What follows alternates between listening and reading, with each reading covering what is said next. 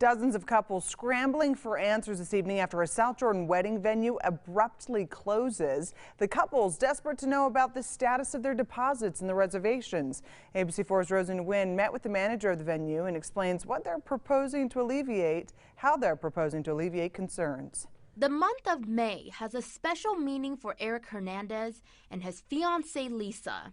Last year, he proposed to her in May, and this year they've planned to get married in May. We ended up deciding let's take our time, kind of spread out the financials so we won't have to be stressing towards the end. They decided to book their wedding at Noah's event venue in South Jordan, not knowing that on the same day, the Utah-based business with multiple locations nationwide filed for Chapter 11 bankruptcy. It wasn't until Sunday, when the couple almost completed their payments, that they found out the venue would be closing their doors indefinitely on the 14th. We felt like the rug was being pulled out underneath our feet. Eric and Lisa joined dozens of other couples who have voiced their concerns on social media about the abrupt closure. We went to Noah's Monday morning and spoke to a manager who gave us this statement but requested to remain unnamed.